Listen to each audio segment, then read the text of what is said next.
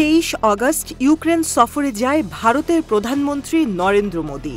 বৈঠক করে ইউক্রেনের প্রেসিডেন্ট ভ্লাদিমির জেলেনস্কির সাথে। তার আগে 8 জুলাই মস্কোতে রাশিয়ার প্রেসিডেন্ট ভ্লাদিমির পুতিনের সাথে সাক্ষাৎ করে সে। আর এই ঘটনায় নয়াদিল্লিতে নড়েচড়ে বসেছে আমলা মহল। মোদি কিয়েভ ত্যাগ করার পর জেলেনস্কি ভারতীয় মিডিয়াকে ব্রিফিং করে, কিন্তু সেখানে সাংবাদিকদের খোলাখুলি কথা বলার সুযোগ ছিল না। বলা হচ্ছে, ব্রিফিংয়ে প্রধানমন্ত্রী নরেন্দ্র মোদির সফরের পুরো বিবরণকে অন্যভাবে বর্ণনা করা হয়েছে, আর এতেই ক্ষুব্ধ হয়েছে ভারতীয় কর্মকর্তারা। জেলেনস্কি বলেছে, শান্তির জন্য আমি সত্যি বিশ্বাস করি যে দ্বিতীয় শীর্ষ সম্মেলন হতে হবে। এটি গ্লোবাল সাউথ দেশগুলোর একটিতে অনুষ্ঠিত হলে ভালো হবে। আমরা সেখানে যোগ দেব। সেখানে সৌদি আরব, কাতার, তুরস্ক এবং সুইজারল্যান্ডের মতো দেখতেও থাকতে পারে। এরপর জেলেনস্কি পরামর্শ দেয় যে ভারত এই ধরনের একটি সম্মেলন আয়োজন করতে পারে, তবে সেখানে নির্দিষ্ট কিছু শর্ত যুক্ত থাকবে। আমি এটা প্রধানমন্ত্রী মোদিকে বলেছি এবং আমরা ভারতে গ্লোবাল পিস সামিট করতে আগ্রহী।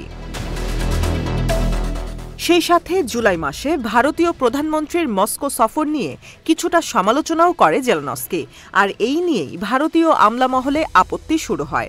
বর্তমানে নয়াদিল্লির কূটনৈতিক মহলে সবচেয়ে বড় প্রশ্নটি হল, মোদি কেন এই মুহূর্তে কিয়েভে গেলেন? তাকে কি চাপ দেওয়া হয়েছিল? এবং ভারত কি রাশিয়া ইউক্রেনের মধ্যে চলমান সংঘর্ষে মধ্যস্থতাকারীর ভূমিকা চাইছে?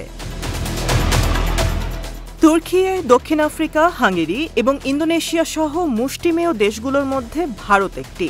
এই দেশগুলোর নেতারা সংঘর্ষ শুরু হওয়ার পর থেকে মস্কো এবং কিয়েভ উভয় দেশই সফর করেছে।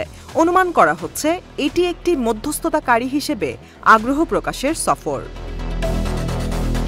জেলেনস্কি বলেছিল সে নভেম্বরে ভারত সফর করতে চায়, যা দিল্লিকে অবাক করে দিয়েছিল। আমেরিকার চাপ সত্ত্বেও দিল্লির এই শীর্ষ সম্মেলন অনুষ্ঠিত হওয়ার সম্ভাবনা ক্ষীণ বলে ধারণা করা হচ্ছে। ভারতের পররাষ্ট্র মন্ত্রণালয় বর্তমানে প্রধানমন্ত্রী মোদির তৃতীয় মেয়াদের শুরু থেকে অস্থিরতা এবং অনিশ্চয়তার মধ্যে রয়েছে। সেখানে এমন কিছু বিষয় রয়েছে যা মোদির প্রথম 10 বছরের সময়কালে ঘটেনি।